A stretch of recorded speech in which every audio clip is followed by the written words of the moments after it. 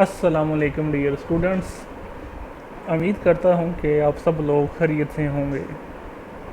हमने बायो का chapter number 22 variation and genetics start किया हुआ है और लास्ट टाइम जो हमने लास्ट टॉपिक डिस्कस किया था वो था एबीओ ब्लड ग्रुप सिस्टम। और जो आज टॉपिक हम स्टार्ट करने जा रहे हैं वो है आरएच ब्लड ग्रुप सिस्टम। सबसे पहले हम आरएच फैक्टर को डिफाइन करते हैं। An antigen found on the surface of red blood cells is called Rh antigen or called Rh factor. ABO blood group system को हम फर्दर डिफरेंशिएट करते हैं इनटू पॉजिटिव और नेगेटिव किस बेस पे, on the basis of presence और absence of RH factor respectively. अगर तो RH एंटीजन प्रेजेंट होगी on the surface of red blood cell तो वो पॉजिटिव ब्लड ग्रुप होगा, और अगर RH एंटीजन एब्सेंट होगी तो वो नेगेटिव ब्लड ग्रुप होगा। नेक्स्ट हम देख लेते हैं discovery.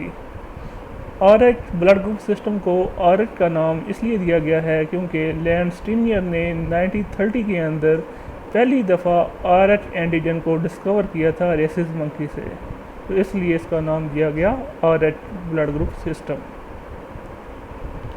RH blood group system को हम क्लासीफाई करते हैं RH पॉजिटिव और RH नेगेटिव के अंदर on the basis of presence और अब्सेंस ऑफ RH फैक्टर और RH एंटीजन। अगर तो एंटीजन RH प्रेजेंट होगी on the surface of red blood cell तो हम उसको बोलेंगे RH पॉजिटिव ब्लड ग्रुप, और अगर एंटीजन RH जो है वो एब्सेंट होगी on the surface of red blood cell तो हम फिर ब्लड ग्रुप को बोलेंगे RH नेगेटिव। नेक्स्ट हम देख लेते हैं genetic basis of RH blood group system. RH blood group system को 3 जीन्स इनकोड करते हैं, C, D and E, which occupy the 2 tightly linked loci. Gene D के जो अलील्स होते हैं वो एक लोकस D लोकस पे प्रेजेंट होते हैं, जबकि जीन C और E जो है वो ये दूसरे लोकस पे प्रेजेंट होते हैं। C और E जीन में से जस्ट एक gene at a time present होता है। जो D लोकस है या D जीन है उसकी ज़्यादा इम्पोर्टेंस है, इसलिए हम इसको डिस्कस कर लेते हैं। अगर तो फिनोटाइप होगी RH पॉजिटिव तो जो अलील उसके पीछे होंगे प्रेजेंट वो होंगे कैपिटल D या फिर कैपिटल D स्मॉल d। तो इस सूरत में RH एंटीजन जो है वो प्रेजेंट होगा on the surface of red blood cell. अगर तो फिनोटाइप RH नेगेटिव होगी तो जो अलील प्रेजेंट होंगे वो होंगे स्मॉल d, और जो RH एंटीजन है वो एब्सेंट होगी on the surface of red blood cells. Next हम देख लेते हैं anti RH antibodies. Anti RH antibodies जो हैं ये एब्सेंट होती हैं in RH positive as well as in RH negative blood group persons. जो एंटी RH एंटीबॉडीज़ जो हैं ये प्रोड्यूस होती हैं जब इनको स्टिमुलस मिलता है, यानी कि RH एंटीजन मिलता है। तो नेक्स्ट हम देखते हैं RH इनकम्पैटिबिलिटी। जो RH पॉजिटिव डोनर है ये टोटली इनकम्पैटिबल है फॉर RH नेगेटिव रेसिपिएंट के लिए, बिकॉज क्योंकि RH पॉजिटिव के पास RH पॉजिटिव एंटीजन है, RH का एंटीजन है, जबकि रेसिपिएंट के पास कोई RH का एंटीजन नहीं है। जब एक RH नेगेटिव वाला पॉजिटिव वाला पर्सन जो है वो उसको ब्लड लगा दिया जाता है RH नेगेटिव वाले पर्सन को, तो उससे क्या होता है जो RH नेगेटिव वाला पर्सन होता है उसमें RH की एंटीबॉडीज प्रोड्यूस होना शुरू हो जाती हैं, जिसकी वजह से डोनर की एंटीजन और रेसिपिएंट की एंटीबॉडीज़ के दरमियान रिएक्शन हो जाता है, जिसकी वजह से जो रेसिपिएंट होता है उसकी डेथ भी हो सकती है। जबकि RH नेगेटिव ब्लड ग्रुप जो है वो ट्रांसफ़र किया जा सकता है to the RH positive recipient. इस टेबल में आप देख रहे हैं डोनर और रेसिपिएंट को। जो A पॉजिटिव ब्लड ग्रुप वाले इंडिविजुअल्स हैं वो A पॉजिटिव और AB पॉजिटिव वाले इंडिविजुअल्स को ब्लड दे सकते हैं। A पॉजिटिव को ब्लड तो दे सकता है, लेकिन A पॉजिटिव A नेगेटिव को ब्लड नहीं दे सकता। वो इसलिए नहीं दे सकता क्योंकि देने वाले के पास RH एंटीजन है, जबकि रेसिपिएंट में जब वो ब्लड जाएगा तो वो उसमें RH की एंटीबॉडीज़ प्रोड्यूस होना शुरू हो जाएंगी, जिसकी वजह से उनके एंटीजन और एंटीबॉडीज़ के दरमियान रिएक्शंस होंगे और वो पेशेंट की डेथ हो सकती है। इसलिए ए पॉजिटिव ब्लड ग्रुप वाले इंडिविजुअल ए पॉजिटिव और ए बी पॉजिटिव वाले इंडिविजुअल्स को ब्लड दे सकते हैं। इसी तरह ए नेगेटिव ब्लड ग्रुप वाले individuals A positive, A negative, A B positive और ए बी नेगेटिव वाले इंडिविजुअल्स को ब्लड दे सकते हैं। बी पॉजिटिव ब्लड ग्रुप वाले इंडिविजुअल्स बी पॉजिटिव और A B positive blood group वाले इंडिविजुअल्स को ब्लड दे सकते हैं, जबकि बी नेगेटिव ब्लड ग्रुप वाले individuals B positive, B negative, A B positive और A B negative blood group वाले इंडिविजुअल्स को ब्लड दे सकते हैं, जबकि A B positive blood group वाले इंडिविजुअल जस्ट ए बी वाले इंडिविजुअल्स को ही ब्लड दे सकते हैं, जबकि A B negative blood group वाले इंडिविजुअल्स ए बी पॉजिटिव और ए बी नेगेटिव वाले इंडिविजुअल्स को ब्लड दे सकते हैं। ओ पॉजिटिव ब्लड ग्रुप वाले individuals A positive, B positive, A B positive and O positive वाले इंडिविजुअल्स को ब्लड दे सकते हैं, जबकि ओ नेगेटिव ब्लड ग्रुप वाले individuals A positive, A negative, B positive, B negative, A B positive, A B negative, O positive और O negative वाले individuals को ब्लड दे सकते हैं। जब हमने ABO ब्लड ग्रुप सिस्टम को डिस्कस किया तो हमने ये कहा था कि ओ ब्लड ग्रुप इंडिविजुअल्स को हमने यूनिवर्सल डोनर कहा था, because they do not contain any antigen which can react with the antibody of the recipient. और जबकि AB ब्लड ग्रुप वाले इंडिविजुअल्स को हमने यूनिवर्सल रेसिपिएंट कहा था, because they do not contain any antibody which can react with the antigen of the donor. अब हम RH blood group system को डिस्कस करने के बाद हमें ये पता चला कि O नेगेटिव ब्लड ग्रुप वाले इंडिविजुअल जो हैं वो यूनिवर्सल डोनर हैं, जबकि AB पॉजिटिव ब्लड ग्रुप वाले इंडिविजुअल जो हैं वो यूनिवर्सल रेसिपिएंट हैं। नेक्स्ट हम डिस्कस कर लेते हैं एरिथ्रोब्लास्टोसिस फेटालिस। इस maternal foetal RH incompatibility cause the haemolysis of red blood cell of foetus. जब मैटरनल और फीटल की RH इनकम्पैटिबिलिटी होती है तो जो फीटस के रेड ब्लड सेल्स की हीमोलाइसिस स्टार्ट हो जाती है, यानी कि उसकी ब्रेक डाउन स्टार्ट हो जाती है और फीटस बिकम एनीमिक, यानी कि फीटस में खून की कमी हो जाती है। इसको हम बोलते हैं एरिथ्रोब्लास्टोसिस फेटालिस। इस डिसऑर्डर की मेन वजह क्या होती है? जब एक RH नेगेटिव वूमेन शादी कर लेती है विद RH पॉजिटिव मैन के साथ और वो फिर RH पॉजिटिव फीटस कंसीव करती है, तो ये मेन वजह होती है। हमें पता है कि जो मैन की जीनोटाइप होती है वो कैपिटल डी भी हो सकती है और कैपिटल डी भी हो सकती है। अगर तो आदमी की जीनोटाइप कैपिटल डी है तो जो सारे के सारे ऑफस्प्रिंग प्रोड्यूस होंगे वो RH पॉजिटिव के ब्लड ग्रुप वाले इंडिविजुअल्स प्रोड्यूस हो सकते हैं। और अगर जो मैन की जीनोटाइप कैपिटल डी है तो उससे जो ऑफस्प्रिंग प्रोड्यूस होंगे वो हाफ जो होंगे वो RH पॉजिटिव के होंगे और हाफ जो हैं वो RH नेगेटिव के होंगे।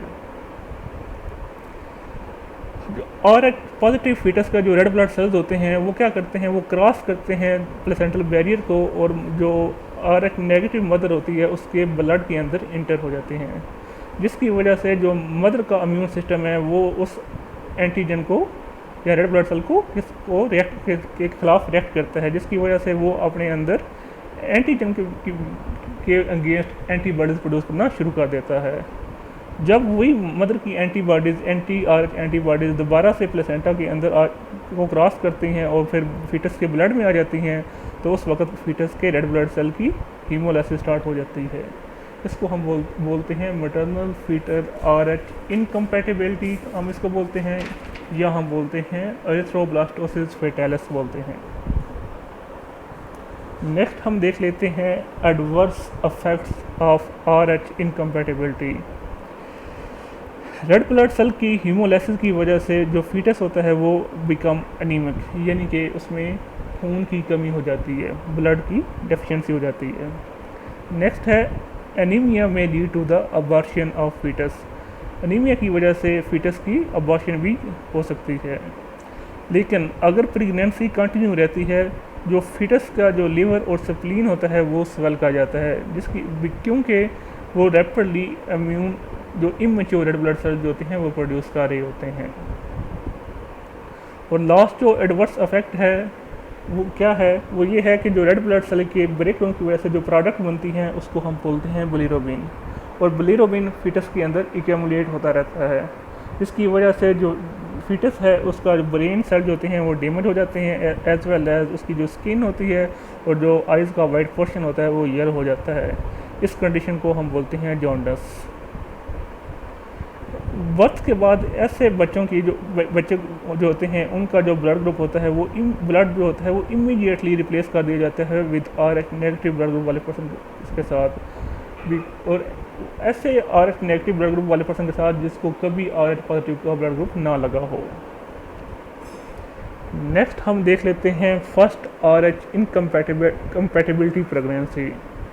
The first RH incompatibility pregnancy जो है वो इतने ज़्यादा प्रॉब्लम फेस नहीं करती, बिकॉज जो फीटल से RH एंटीजन क्रॉस करते हैं प्लेसेंटा वो बहुत कम तादाद में होते हैं, और इसी तरह जो मदर है फिर उस एंटीजन के अगेंस्ट जो एंटीबॉडीज़ प्रोड्यूस करती है वो भी इतनी ज़्यादा प्रोड्यूस नहीं होती। इसको हम कहते हैं first RH incompatibility pregnancy. Next हम देखते हैं सेकंड RH इनकम्पैटिबल प्रेगनेंसी। जब फर्स्ट बर्थ हो जाती है, जैसे ही प्लेसेंटा डिटैच होता है तो एक large number of foetal cell जो होते हैं वो इंटर हो जाते हैं into the mother blood circulation, जिसकी वजह से वो मदर जो है RH एंटीबॉडीज़ प्रोड्यूस करना शुरू कर देती है अगेंस्ट दैट RH एंटीजन, और ये जो एंटीबॉडीज़ होती हैं ये फिर मदर के ब्लड के अंदर काफ़ी अरसे तक रहती हैं, और ये एक परसिस्टेंट रिस्क होता है for the next RH positive foetus. Next हम देख लेते हैं therapy for RH sensitisation. RH sensitisation of RH negative mother जो है वो अवॉइड किया जा सकता है बाय सिंपल थेरेपी। ऐसी मदर को हम इंजेक्शन लगाते हैं RH एंटी सीरम का ड्यूरिंग द अर्ली प्रेगनेंसी और इमीडिएटली आफ्टर ईच बर्थ। इस एंटी सीरम के अंदर एंटीबॉडीज़ होती हैं जो कि डिस्ट्रॉय कर देती हैं रेड ब्लड फीटस के रेड ब्लड सेल्स को, because they stimulate the production of maternal RH antibodies. तो जो इंजेक्टेड एंटी सीरम होता है ये डिसअपीयर हो जाता है बिफोर द नेक्स्ट प्रेगनेंसी, तो इस तरह हम इसकी थेरेपी भी अवेलेबल है। लास्ट एक छोटा सा शॉर्ट क्वेश्चन आ जाता होता है कि how ABO incompatibility protect a baby against RH negative incompatibility.